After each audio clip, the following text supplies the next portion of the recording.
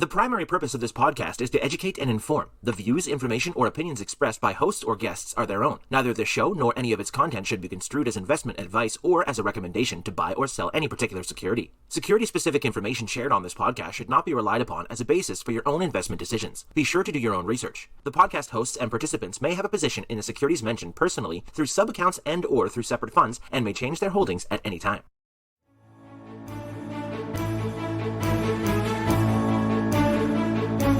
Welcome to This Week in Intelligent Investing, where we examine timely and timeless investing topics to help you become a better investor. Enjoy authentic, unscripted discussion featuring Phil Ordway, Elliot Turner, and other thought-leading investors, brought to you by MOI Global.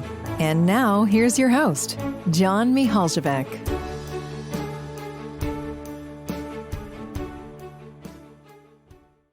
Welcome, everyone, to a new episode of This Week in Intelligent Investing.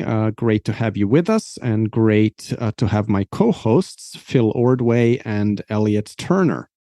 With the passing of Charlie Munger, a hero and idol to so many of us, we will dedicate this episode to Charlie, the man, and the legacy.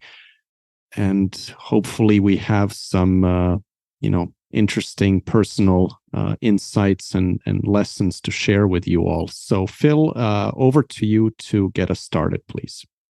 Yeah, thanks, John. So I think we're recording this on Thursday, November 30th. When the news broke on Tuesday about Charlie's passing, I happened to be sitting in front of my computer when the ominous red headline starts flashing on Bloomberg, and of course it caught my eye with the name, and I just kind of saw the news and sat there for a minute to digest what, cannot be reasonably described as a shock for someone who is approaching 100 years old, but still came as a shock somehow. It's just, it was tough to sit there and process that for a minute. And so it's funny. The first thing I thought to do was, I texted you guys, I don't know why, that just felt like a natural reaction. And I called a couple of my other friends that I talk to regularly that I kind of think of as having the same impact on my life that he had with Buffett. And they hadn't seen the news yet. So we just kind of sat there for a minute, and what is there to say, right? I mean, it was a great life, well lived, a long life, well lived. And it was funny too, because as the day went on, I probably had 5 or 6 different people all text me, both to say, hey, did you see the news? And to pass along condolences, even though I'd only met him once kind of in passing and certainly didn't have a personal relationship with him. But, people were kind of passing along their condolences in a sense to me, because they knew how much I genuinely admired him and how grateful I was for all the lessons that he had taught. So I thought that was really funny. I mean, everybody from my neighbor across the street to my mom to people I haven't really talked to that much in the last, year or so, reached out. And I think that kind of speaks to the legacy that he leaves behind. And I think one thing that stuck out to me as I was reading the obituaries that came out was that Jason Zweig, some years ago, I think 4 or 5 years ago, asked him, I said, I wouldn't normally ask this to someone, but what would you like the first line of your obituary to be? And Munger took it in stride, of course, and replied that you basically have a duty to be rational, a moral duty to be rational and to be a reasonable human being.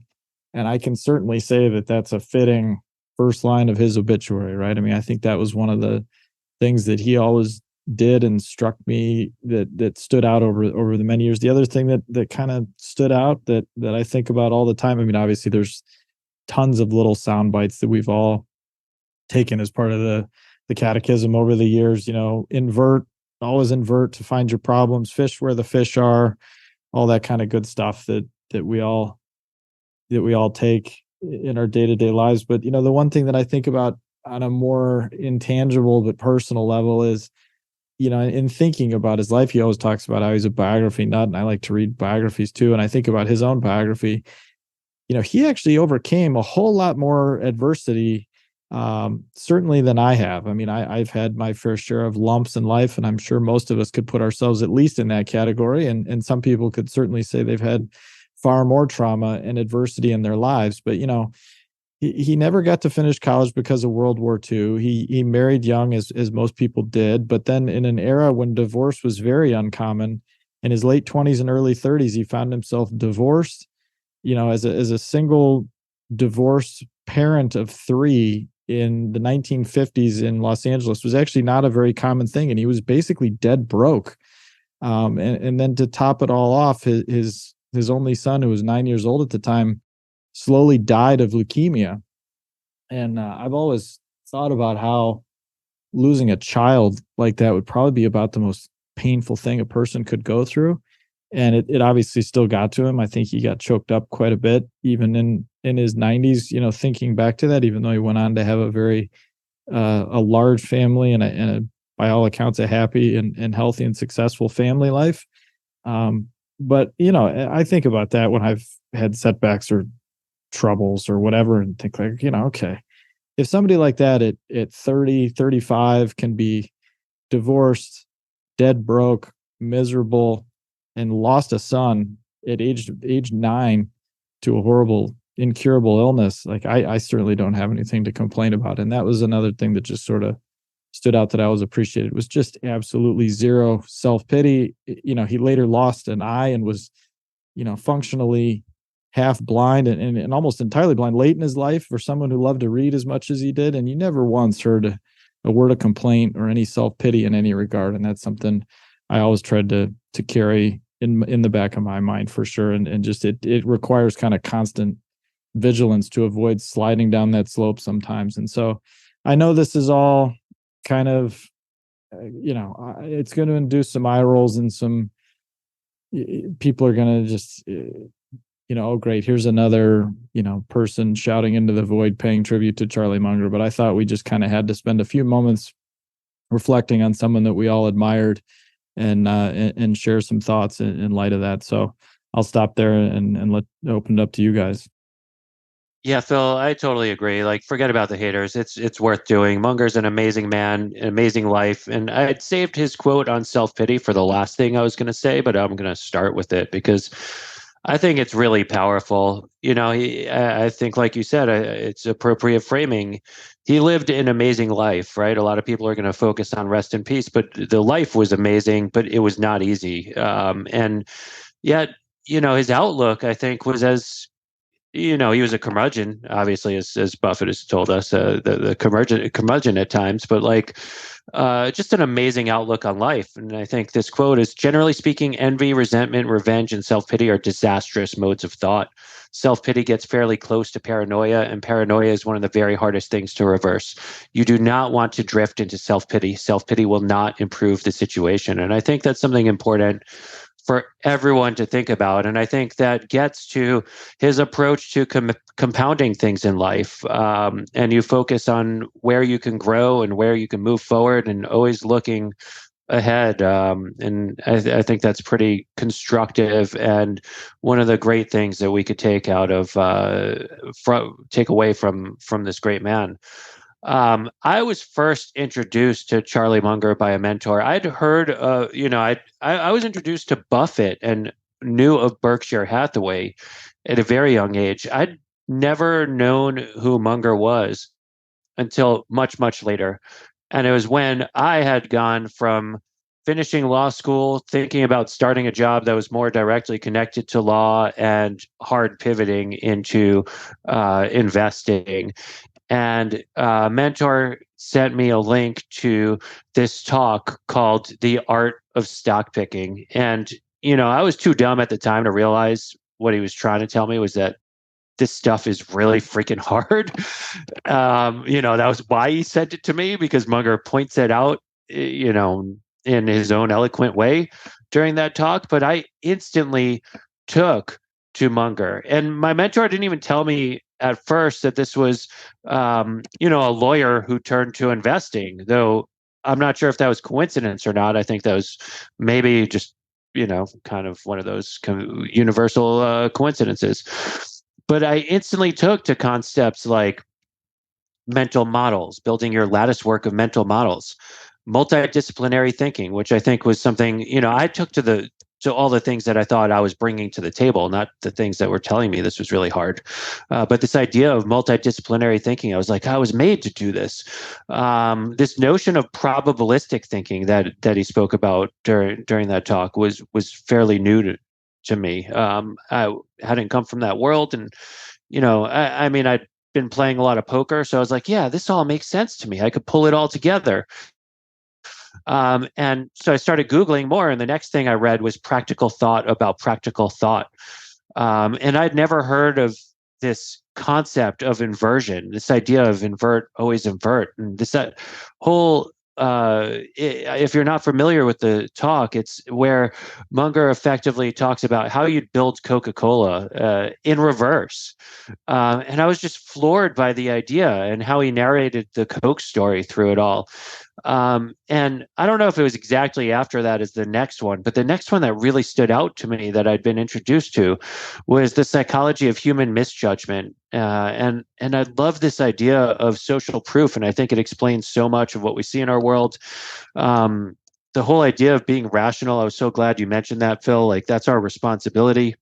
Yep. So there's so many specific points that I take to, but those were like the three things the early on. And then I just like literally read everything I could about and by Munger, and was like, how did I not know who he was earlier? And one of my biggest regrets is that before COVID, I was supposed to go to Omaha for one of the it was going to be in May of 2020 for the Berkshire AGM, and I never actually did get there with both Warren and Charlie together on stage. And my window's obviously shut now, and it's something that I'll regret, because the influence on me has been strong, both as a person and as an investor. And I feel like I feel like I've pocketed a lot, though. I've learned a lot from Charlie, and it's like 100 years basically, but still feels too soon. Yeah, I'm glad you brought up the psychology of human misjudgment. It was on my list of things to mention too, because on the off chance that there's even one person listening to this who probably stumbled into the wrong podcast searching for something else, but if there's one person listening who hasn't read the transcript of that talk or listened to that talk, it's available on YouTube. There's podcasts that have reproduced it at full length, and there's plenty of written transcripts out there. I think it's probably one of the 10 or 20 most useful things I've ever read or listened to, and it's something I've gone back and reread and re-listened to, it's certainly more than a dozen times, probably more than 20 times. And it's shocking to me how ahead of its time it was, because I believe it was delivered at Harvard in 1994, I want to say, somewhere around there. And it was literally years, if not decades, ahead of some of the major advancements that are now taken as kind of the core and foundation of behavioral economics. And, that was the first thing he said. Well, if economics isn't behavioral, what the hell is it? But at the time, that was not how most of the world viewed it. And it's just an amazing blueprint for how an entire very important field, if you're at all involved in anything related to business, politics, organized groups of human beings, it's something you need to learn and understand. And it's just an absolute masterwork. And of course, it's included in Poor Charlie's Almanac too, which again, I was actually talking to a few people about it who reached out that knew of Charlie Munger and knew of my admiration, but didn't necessarily know much about him. And I recommended that as a great resource. And funny enough, I guess, it's really kind of heartbreaking, but Becky Quick from CNBC was out in LA interviewing Charlie just a couple of weeks ago. And they were preparing one kind of a longer form interview that was going to air in parts around his 100th birthday, which was coming up in just a few weeks on January 1st. He was also preparing a big party for them that I know he mentioned he was looking forward to. But apparently there's also a revised edition of Poor Charlie's Almanac, which I believe she said is due to be released on December 5th. So next week. So that's something for everybody to look forward to, because I'm sure if there's any new material at all, or any updated thoughts or anything, or it's just a collector's edition or whatever it might be, it'll be worth checking out for sure. Yeah, I mean, you guys mentioned the psychology of human misjudgment talk, I think it's basically fair to say that if you just had taken that talk, wrapped some economic language around that, you stood to get a Nobel Prize. I mean, for sure. Basically, you could have really built a whole career around just taking that talk and expanding on it and adding, the just the way economists, take these things and run experiments and so forth. I think that's one thing. Another really huge legacy of Munger, in my view, is what Buffett has talked about. He's basically credited Munger with moving him from the deep value Ben Graham approach to more of a quality approach. And, we will never know what would have happened to Buffett and Berkshire without that influence by Munger. I also would echo the sentiments on rationality. I think for me, that is maybe one of the biggest takeaways in what I'm trying to implement in my own life. Also, the lattice work of mental models. At MOI, we've kind of used the lattice work brand or name for our biggest event of the year in New York. And, that's basically paying homage to Munger and the idea of interdisciplinary insights and wisdom. I think also the fact, that he's talked so much about reading and reading broadly as being the key to wisdom, to worldly wisdom. So I think, his impact is just enormous on all of us, and I think also on some that may have never heard his name, but they've that wisdom has kind of gone very broadly. Yeah, I think it has gone pretty broadly, and that was another thing I found so interesting about people's reaction to the news of his passing over the past couple of days. Was you got a couple of I had put it into like three categories. There were the people who kind of knew what he was all about and kind of knew the story. Then there were the people that had kind of heard of him, like you just said, and that kind of branched one of two ways. Like people who were curious about, like, okay, well, what was the deal? And then there were people who were very dismissive of, like, oh, here's just another like rich white billionaire who must have done something wrong. Like you seem to get that reaction a lot, and I think that's what kind of disturbs me about it. Was if you really dig into it, the lessons, like I think that's what I'll miss most is like I actually don't know.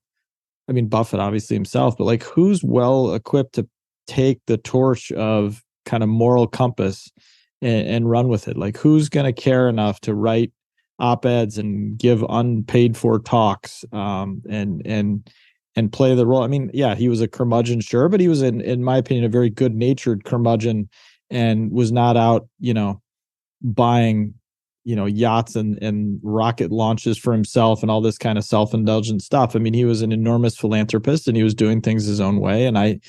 But at the same time, he was like kind of that, grandfatherly figure that everyone wishes that they have in their life. And I don't know who in American or business life more broadly is well positioned to take that on, unfortunately. I mean, I think that's like a real loss that we're all feeling right now.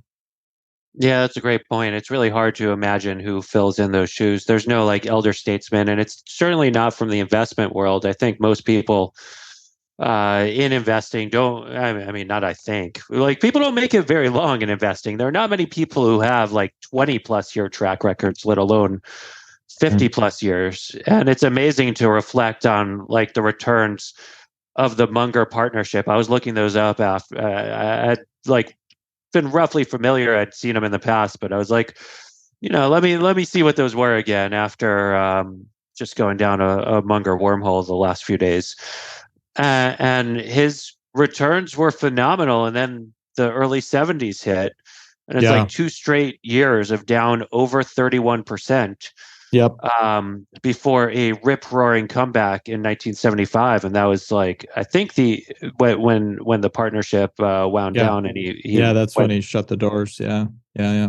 something that stuck with it. It's funny you should mention that. Sorry to interrupt, but like I remember very distinctly, I didn't have quite that kind of drawdown ever, thankfully, but I remember feeling, kind of down in the dumps about a period of underperformance, and remember him thinking that, or him saying that at the time in 1973, 74, when he was having this huge, massive drawdown, which coincided with the bust of the Nifty 50 and just a vicious bear market in the early 70s there, and him saying that, he didn't mind it because he knew that he'd done the right thing, and he knew that he'd avoided all the nonsense, and he knew that his investments would rebound, and he knew that everything would be fine.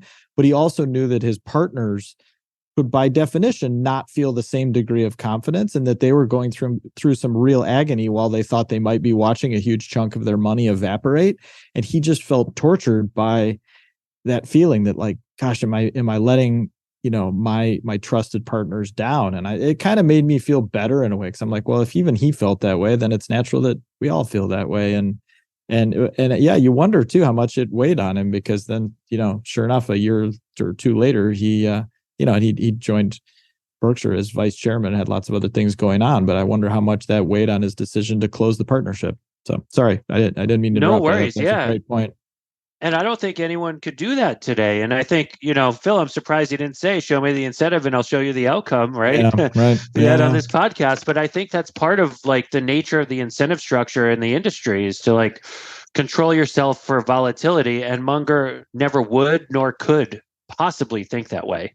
It was always like, what is the best, most rational thing to do from here? Which I think is pretty amazing. And John, I'm glad you mentioned like the influence on Buffett. Like it's funny, we went through two of us without saying as much, but like this whole notion of the evolution from puffs at the last two puffs on a cigar, but to finding quality businesses that you could hold on forever. I mean, that's something that is in the pantheon of investing today. And yet, without Munger, it might not be as popular nor as prevalent as it otherwise would be.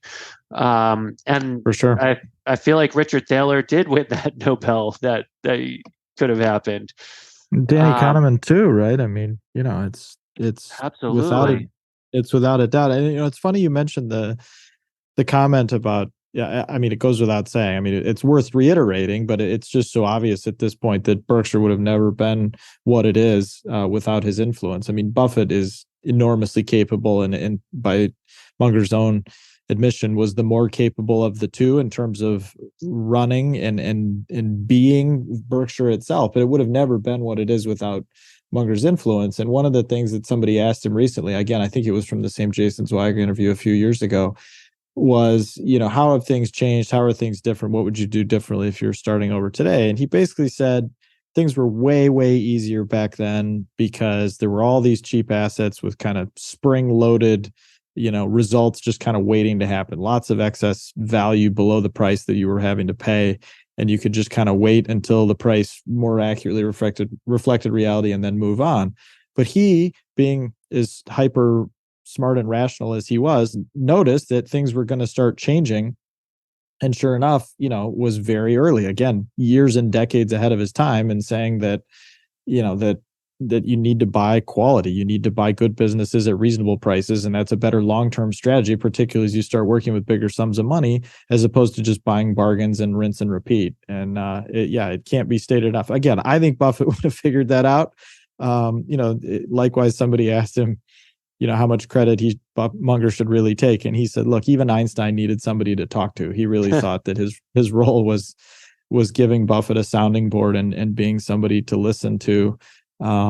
It just strikes me again how desperately everybody needs that in life, whether you're Einstein or Buffett or a mere mortal. And, there was a hilarious quote that as I was going back down the rabbit hole, I was in the room when it happened. It was at the Daily Journal meeting in, I want to say 2016 or 17.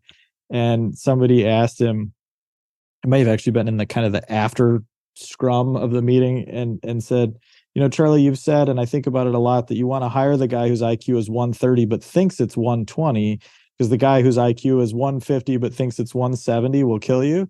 And without missing a beat, Charlie said, you must be thinking of Elon Musk. And everybody starts cracking up, right? Because And then, it coincided with that bizarre outburst yesterday by Elon Musk at the New York Times Deal Book Conference. And I just remember thinking about it, obviously, because Charlie was top of mind, that if Elon Musk had someone even a tiny fraction as capable as Charlie Munger, who could act as his number two to kind of keep him reined in, to be a sounding board, to be a trusted confidant, to be a true partner, he would be so much better.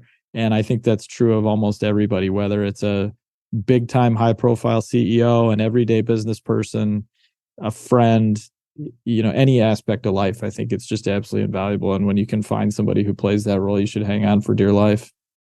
Yeah, a lot of people think about investing as a solitary endeavor and will point to Buffett without even acknowledging Munger and his role there. It's not a solitary endeavor. Like you need a community around you. You need a sounding board. You need someone, I don't know, to at times be the devil and at times be the angel on your shoulder, because it is an up and down ride. It is a roller coaster, and it helps keep you grounded to have a parallel presence, someone like consistently there that you could consistently talk to. I don't really know anyone in this business, even people who are doing it, pursuing it as like a sole individual firm, who would view it as a solitary endeavor. No, that's been me, and I certainly don't. I mean, there's a couple of people, and they know who they are, without whom, I call them sometimes multiple times a day, but certainly multiple times a week. And if I hadn't been, I would have A, been less effective, and B, probably lost my mind by now. Right. And so, it's like such a critical lesson that a lot of people could take from both Buffett and Munger that I think is very often ignored. And I want to talk about like one of the specific things that I really liked on how Buffett defined their investing in the art of stock picking, and he used this analogy of like there are a lot of people out there, and I think he gave that talk. It was like in 1996, maybe, like as the internet bubble was getting going. He's like, there are a lot of people out there investing, like surfing on trends was the phrase he used, or surfing, where you kind of like try to find these waves to ride. And he's like, well, we invest cranky and idiosyncratic. And I just love that phrasing, and I love that thought. And I do think there's something missing about that. And, one of the hard parts about it is like when you try to define your circle of competence, cranky and idiosyncratic doesn't lend itself to a circle of competence, but surfing on trends does. But I kept like asking myself, like, what would be the circle of competence of cranky and idiosyncratic? Like, how would you define it? And it just keeps coming back to just being rational, putting yourself in a position to be thoughtful and identify opportunity. And I think this whole idea of, I think part of why so few people end up doing this for so long is the market does change over time, and there are different styles that come in and out of favor. There are always certain constants, but like every great investor, to be great in a different epoch has to be a little different, has to invest a little differently. And it's really hard once you pigeonhole yourself to a certain thing, to a certain style. If you're a trend surfer and markets don't trend for a long time, there's nothing you could do. So part of being cranky and idiosyncratic is acknowledging that you yourself have to be different, not just your investing ideas, but you have to be different from one period to another. And I think that's pretty cool. I think that's part of the joy of doing this, being able to like change and acknowledging change and evolving with markets. For sure. Yeah, no, that's a great point. John, anything else from you that you wanted to add? We've been hogging all the airtime here. Yeah, I mean, there's obviously a lot a lot of threads to pull here. I think, rationality, but it's not just rationality, because, the way Munger has talked about some of the fads that have gone on, or what he perceives as fads, and I would agree, even things like cryptocurrencies, basically, he has indicted people that have made money by essentially, getting the masses, let's say the retail investor, into things that are ultimately bound to hurt them. And so I think there's also a deep sense of responsibility and a moral compass that both Munger and Buffett have had. So it does go a bit beyond rationality, because if you just take rationality, it can be kind of that empty suit metaphor, or some business school graduate, basically a high IQ person, but kind of the dangerous type. Yep. And I think so as much as Munger and Buffett have sought to be rational, they also do have, I think, a deep sense of responsibility and what's right and wrong. And I think that's also really important. Yeah, it's funny. I thought about that a lot too, because one, I think the last thing that Charlie Munger wrote in his own name was just this past February. He wrote an op-ed in the Wall Street Journal, basically saying that the United States should ban all cryptocurrencies because it's a gambling contract with a basically 100% edge for the house, and there's no good that comes from it. And you could argue that the vast majority of the gains from humanity have been because we figured out how to issue stable currencies out of a sovereign entity, and trying to undo that by having this ridiculous thing that's not a currency, not a commodity, and not a security falls into this weirdo gap in the regulations, and it just shouldn't be allowed. And I think that as far as I know, maybe he wrote something more recently that I don't know about. He's obviously given a few more interviews as well, but it's kind of amazing that will be the last thing that we heard directly from him. But you're right, John. I mean, this is kind of what I was talking about earlier when I said I'll miss so much having somebody that's lived a long life that I think you can obviously say has been consistent and rational and stuck to his guns and has never, been afoul of the law or anything like that. I mean, he's really lived an exemplary way in most regards. It doesn't mean I always agree with him. We'll come back to that in a minute. But one of the things that he always talks about that I think doesn't get as much attention and should is that his number one rule, he's kind of got a few rules, and there's always people throw them around or whatever, but number one rules was don't sell anything you wouldn't buy. And so much of what happens in investing and business, particularly as it pertains to finance, particularly as it pertains to funds, is stuff that whoever's selling it would never buy themselves. And if you just don't do that, the world works so much better, your life works so much better, and it's just such a simple, easy thing.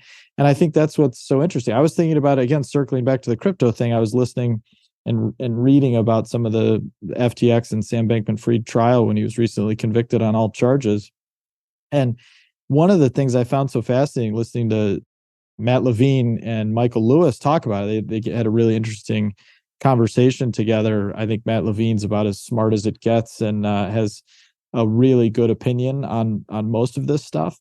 And he said, what he really appreciated was that that Sam Bankman-Fried was not a crypto true believer. He was just sort of this ruthless shark that just was doing it because he could do it. Just like you said, I was like, okay, well, this is there and people are willing to buy it, so I'm going to sell it to him. He had no intention of buying this stuff himself, right? I mean, it's not like he was out there evangelizing for it. He was just doing it. And I think that speaks to the dangers of allowing the casinofication, something we've talked about, the casinofication of the market and the economy really take root, and then of course you hear about all these poor people that got, and another Munger thing is you don't blame the suckers at the casino, right? You blame the owners of the casino and you blame the regulators of the casino, because those are the supposed adults in the room, the people who should know better, the people who should have a moral compass.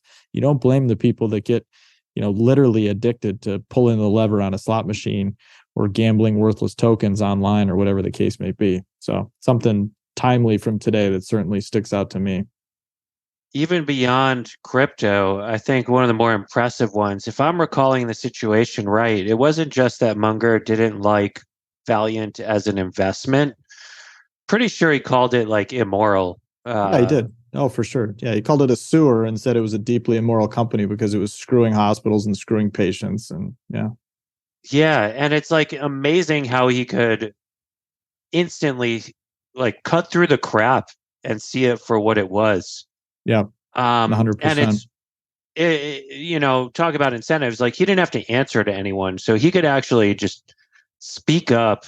And unlike Musk using his kind of like carte blanche to speak whatever he wants, speak up to help people, and lay bare like the realities of what he's looking at that might be cloaked in a certain veneer.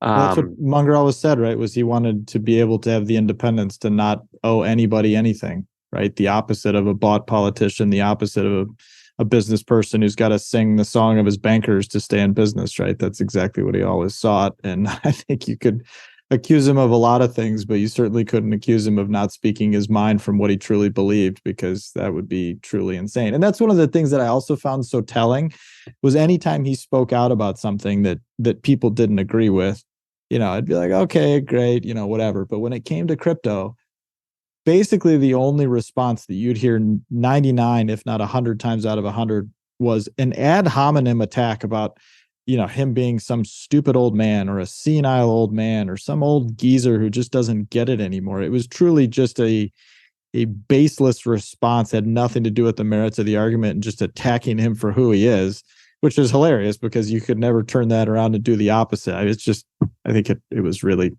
telling that was the response that was almost always coming. Yeah, it is interesting. The Buffett, there are a lot of Buffett and Munger admirers who are very steeped in the crypto world, that say something along the lines of a younger Buffett or Munger would be working in this space. And, I can't prove a counterfactual. Hard to say whether that is or is not the case. But I can say that that's not the case. Yeah, I marveled at their ability to evolve with the times. So I wouldn't necessarily think there's a stasis at the heart of it. No, there's definitely no stasis, but I think it just crosses so many lines of things they would just never ever consider, right? I mean, these were, again, like they would preach without being paternalistic, right? I mean, they would not cross a line to say, no one should ever use chewing tobacco. They never said chewing tobacco should be illegal, but when they were presented with what Munger described as possibly the greatest business he's ever seen, which was a chewing tobacco business in Tennessee, where they were the only bidder and the price was super attractive and they would have made untold billions from it in, I don't know what year it was. I want to say it was the early 80s. They walked away because he didn't, and Buffett didn't want to be the owners of a chewing tobacco company that was going to, be a net negative for the health of the people who used it. So, that to me is the line they draw, right? And that's, I think, where everybody has to draw that line themselves. But I think the argument that if they were, some ridiculous thing, 40, 50, 70 years younger, they'd be neck deep in crypto is just patently absurd. And it's just people, it falls back into the old dictum. The easiest person to fool is yourself. And I think all those people are fooling themselves. Well, yeah, I think we've basically, hit the highlights here. I would say to anyone listening who hasn't studied Munger that there's a lot out there to pick up. As I think one of you may have mentioned, there's a new. Is it a new edition of the Almanac coming out? Yeah, that was just what when the news broke on Tuesday. I went later and watched some of the clips, and they called. Or Becky Quick called in to CNBC, and I think she said, sort of just in passing, that there was a revised edition that was set for release. I believe she said December 5th, so just next week. Again, I don't know what's in it. I don't know. Yeah, it's Stripe Press. It's an abridged edition. I just looked this up when you called it out. I didn't realize it was coming out. Yeah, it's actually. I know they've been working on it for years. So it's actually John and Patrick Collison from Stripe that sought Munger's counsel numerous times, and I think became quite close with him. And so, yeah, they agreed to take on the publishing of it. So again, I don't know what the content of it would be or what it's going to look like, but yeah, hopefully it'll be out soon. And any favorite essays you want to call out? I gave a couple. Anything else that we missed on that? Although, we got the big hits for sure. Well, Janet Lowe wrote a biography some years ago called Damn Right, kind of referring to how Charlie always thought he was right about things and mostly was. I would call that out. Oh, I guess I referred to this earlier and never circled back on it. I mean, I think you do have to be careful, and I think Munger would agree that you never want to go down the path of hero worship. And it's funny. I actually met some years ago, probably 6 or 7 years ago, someone who literally wrote a book about Munger, and I don't know if he'd want to be named in this regard, so I won't. But I asked him what his personal relationship was like, and he said, "Oh, I've never met him, never talked to him, never want to. You never want to meet your heroes." And I thought that was a little odd. I don't know that I agree with that sentiment, but I certainly agree that you want to be careful with hero worship, because no one is perfect, and no one deserves, no mortal being deserves that kind of unstinting 100% credit. And again, I think Munger was as admirable as they come, but there were certainly areas that I disagreed with him or still disagree with him. In particular, he continued through the end, I think, to be far more optimistic about China and far more admiring of the Chinese Communist Party than I certainly am. I always disagreed with his handicapping of the odds of the relative economic and success and political stability between China and India. I just didn't see it that way. I mean, it is kind of crazy too. I mean, he reversed course big time, again, to his credit, in Alibaba, right? I mean, he owned a pretty massive slug of that at the Daily Journal. And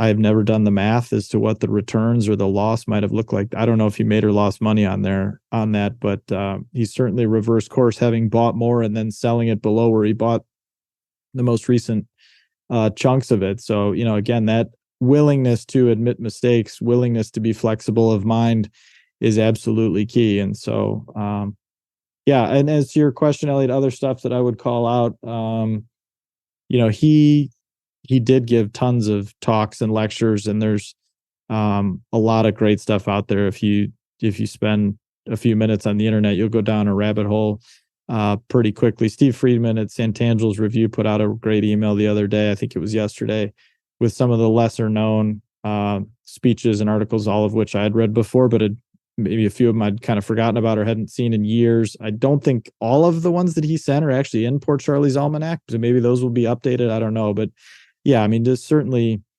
create your own anthology on the internet or buy Poor Charlie's Almanac, because that really does cover, 90 or 99.9% of what's out there. Absolutely. Well said. That's perfect. All of these things worth reading, worth learning from. It's cool to watch him talk too. Definitely some of the speeches are on YouTube as well. And I find the delivery impressive. Like, he could kind of build a story really well. Oh, you know what? Like, I'm actually sorry, I didn't mean to interrupt, but I actually just pulled it up. So yeah, Stripe Press looks like you can pre-order it now, the new edition of Poor Charlie's Almanac, and it's way cheaper, which is super awesome, because the old one was pretty expensive. This one, it looks like, is only $22 and change on Barnes & Noble, Amazon, directly from them, and it does list December 5th, so next week, as the release date. So that's exciting. Good holiday gift for anyone you know as well. 100%. Yeah, no doubt. All right, guys. Well, thank you so much. This was an obligatory episode for us. I think one worth doing. And it's the end of an era. You wonder how, we go from here. And obviously Buffett's still around, but the whole Omaha experience may change a little bit as well. We'll just have to see. No, for sure, it's going to change 100%. I mean, I will always have great memories of the laughs and the lesson learned from those guys in Omaha together up there. It was something to see for sure. Well, thank you all for listening. Great to have you with us, and we'll talk soon. Goodbye for now. Thank you for listening to This Week in Intelligent Investing, brought to you exclusively by MOI Global, the research-driven membership organization. Learn more at moiglobal.com.